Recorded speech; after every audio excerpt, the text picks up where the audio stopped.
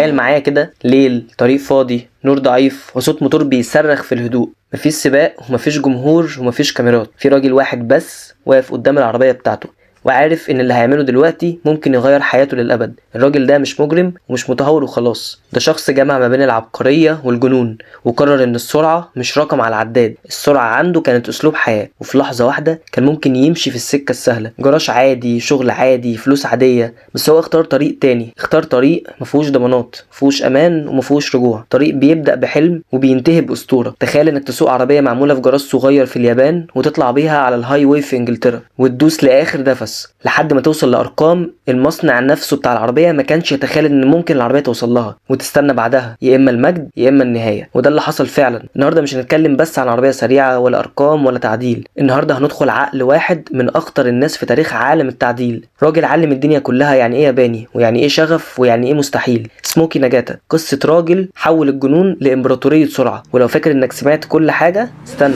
لان اللي جاي اغرب بكتير.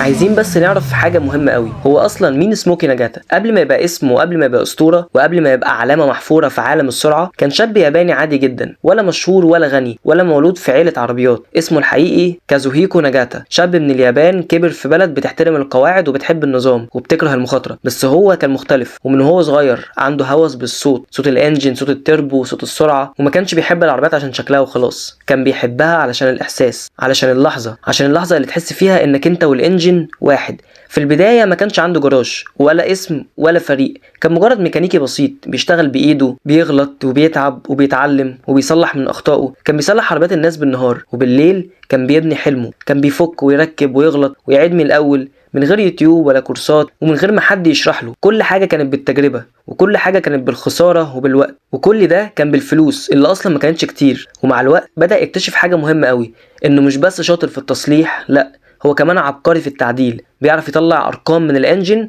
المصنع نفسه بتاع العربية مش متخيلها، يعرف يخلي العربية تدي اكتر واسرع واقوى اداء ليها. ومن هنا دخل عالم السباق، مش سباقات رسمية ولا بطولات ولا ميداليات، سباقات الشارع، تحديات، ارقام، ناس بتحب السرعة زيه وناس مجنونة زيه. وهنا بدأ اسمه يلمع. بس في مشكلة، اسمه الحقيقي كان صعب قوي، تقيل على ودن الناس، فكان دايما بيطلع من الجراج بتاعه وهو متغرق بالدخان، اذا كان بقى كاوتش محروق، دوستين على البنزين، والذي منه. الراجل دايما كنت تحسه طالع من الجراج بتاعه وماشي في سحاب الدخان. فاصحابه قالوا له انت من النهارده اسمك سموكي. ومن هنا اتولد الاسم سموكي ناجاتا. اسم بسيط بس وراه قصة بدأت من ولا حاجة، وبإيده وبعقله وبجنانه كتب اسمه في تاريخ العربيات، من ميكانيكي بسيط لأخطر تيونر عرفته اليابان. ولسه القصة ما بدأتش أصلا. ولما الجنون بتاعه بقى عبارة عن مؤسسة، وبعد سنين من الشغل وبعد آلاف ساعات في الجراج وبعد أخطاء وخسارة وتجارب، ناجاتا وصل للحظة قال فيها لنفسه أنا مش عايز أشتغل عند حد، أنا عايز أبني العالم بتاعي. ومن هنا اتولد اسم مش عادي ومش مفهوم ومش واضح، توب سيكريت. اسم كأنه بيقولك اللي بيحصل هنا مش لأي حد. جراج صغير كان متواضع، ولا إعلانات ولا أي حاجة من الكلام ده، بس جواه كان فيه عقل بيغلي أفكار. ناجاتا ما كانش عايز يبقى زي الباقي.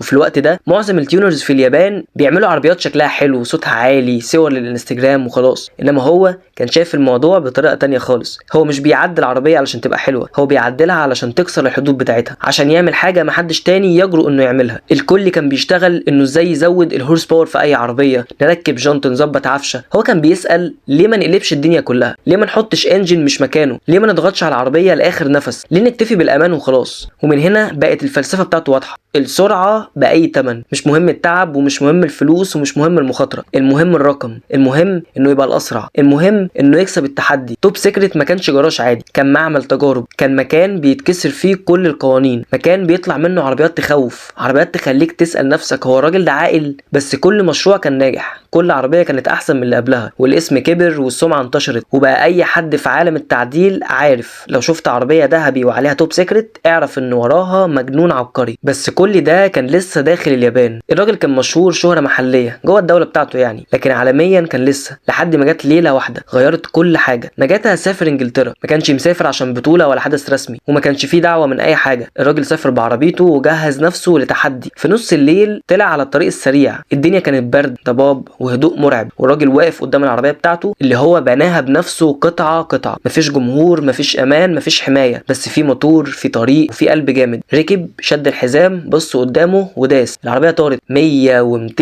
250 والعداد لسه بيطلع. الراجل قرب من ال 300، رقم مجنون على طريق عام في بلد قوانينها قويه جدا. في لحظه ظهرت الشرطه، مطارده بقى والذي منه، والحلم اتقلب كابوس. الراجل اتقبض عليه واتحبست العربيه بتاعته. اي حد غيره كان هيقع، كان هيختفي، وكان هيقول كفايه. بس اللي حصل العكس تماما. الفيديو اتنشر والعالم كله شافه، والمجلات كتبت، والناس قالت مين المجنون ده؟ ياباني بيسافر بلد تانية ويجري 300 في طريق عام. ومن اللحظه دي سموكي نجاتا ما بقاش تيونر عادي، بقى اسطوره وبقى رمز وبقى اسم عالمي. اللي كان بيشتغل في جراج صغير بقى حديث العالم بسبب ليله واحده، ليله قضاها مع عربيه اقوى من 1000 حصان، ليله قضاها بالعربيه بتاعته التويوتا سوبرا MK4. كان الهدف بتاعه انه يجيب 322 كم في الساعه. الراجل فضل دايس لحد ما وصل ل 312 كم في الساعه. كل الاحداث اللي بحكيها لكم دي حصلت في سنه 98. فانا عايزك تتخيل معايا راجل في 98 وصل بالعربيه بتاعته ل 312 كم في الساعه. ده رقم مجنون. وبعد بقى الليله بتاعت انجلترا ديت العالم كله بقى مستني، طب الراجل ده هيعمل ايه تاني؟ وسموكي طبعا ما خيبش، قرر يبدا مرحله جديده، مرحله مفيش مستحيل. الراجل ابتدى يشتغل على مشاريع قويه جدا في توب سيكريت. عمل سوبرا بانجن V12، عربيه قويه جدا زي ما احنا عارفين، تنزل بانجن 6 سلندر، بس انه يشيل الانجن بتاعها ويقص ويظبط الدنيا كلها ويحط عليها انجن V12 ده جنون.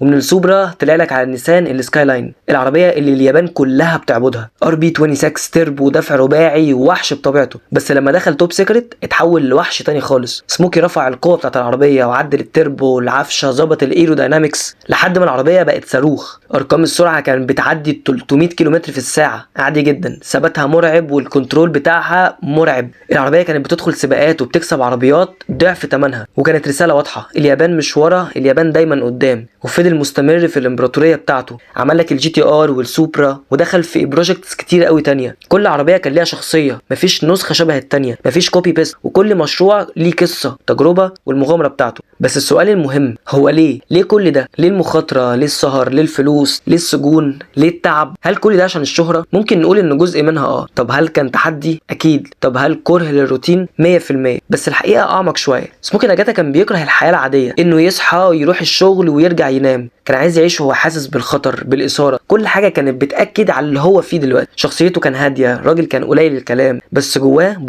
بركان طموح، بركان جنون، بركان شغف. قبل سموكي العالم كان شايف العربيات الياباني عربيات حلوه بس مش اسطوره، وبعده بقت وحوش بتنافس رموز كبيره من اوروبا وامريكا، وبداوا يبصوا لليابان باحترام. تيونرز كتير في العالم اتاثروا، جيل كامل دخل المجال بسببه، وناس بدات تحلم بسبب فيديو واحد وبسبب عربيه واحده وبسبب مجنون واحد. وعلشان كده بعد اكتر من 20 سنه لسه اسمه عايش لحد النهارده، لسه بيتردد ولسه بيتحكي، والدليل احنا بنتكلم عليه اهو. طيب هو الراجل ده فين دلوقتي؟ هل اختفى ولا اعتزل؟ سموكي لسه موجود، كبر، هدى اللعب شويه، بس لسه هو. طب وتوب سيكريت لسه شغاله ولسه بتنتج بروجكتس تانية، لسه ليها العملاء بتوعها. بس الفرق ان النهارده بقت اسطوره حيه، مش محتاجه تثبت حاجه، هي خلاص كتبت اسمها، وهو بنفسه كتب اسمه في كتاب التاريخ في قلوب كل واحد بيحب العربيات. وفي النهايه بعد السرعه وبعد العربيات وبعد المخاطره وبعد السجون والشهره وكل الكلام ده، نرجع لاول سؤال، هو سموكي نجاتا اصلا كان ايه؟ تيونر؟ لا. طب كان سواق؟ لا. طب كان مجنون؟ يمكن. بس الحقيقه كان حلم ماشي على 4 عجلات. راجل قرر من بدري انه مش هيعيش نسخه عاديه من الحياه، مش هيقبل انه يبقى رقم، ومش هيقبل انه يعدي من غير ما يسيب اثر. اختار طريق صعب، طريق مليان خطر، طريق ممكن ينتهي في اي لحظه، بس اختاره بارادته علشان يعيش وهو حاسس بكل ثانيه. سموكي علمنا حاجه مهمه قوي، ان الشغف الحقيقي مش دايما امن، مش دايما منطقي، ومش دايما مريح. وهو ما كانش بيجري ورا الفلوس ولا الترندات ولا الكلام ده خالص، هو كان بيجري ورا الاحساس، احساس انه يعمل حاجه ولا حد قبله عملها، احساس انه يكسر سقف الاحلام، احساس انه يقول للعالم انا هنا وبصمتي موجوده.